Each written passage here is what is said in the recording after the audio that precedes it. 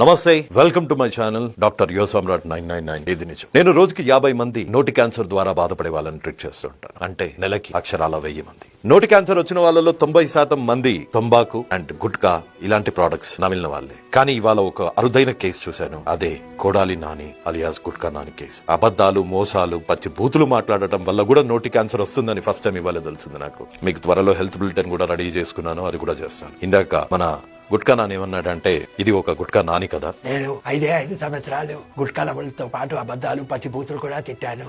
పెద్ద చిన్న చూడలేదు. అందుకే నాకు ఈ హార్ట్ అటాక్, గుట్కాలు వచ్చాయి, నోటి క్యాన్సర్ వచ్చాయి.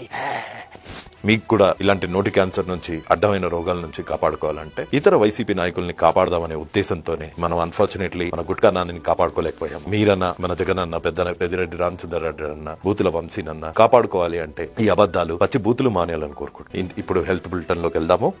ఇందులో మన పేషెంట్ పేరు గుడివాడ నాని అలియాస్ గుడివాడ కోడాలి నాని అలియాస్ గుట్కా నాని.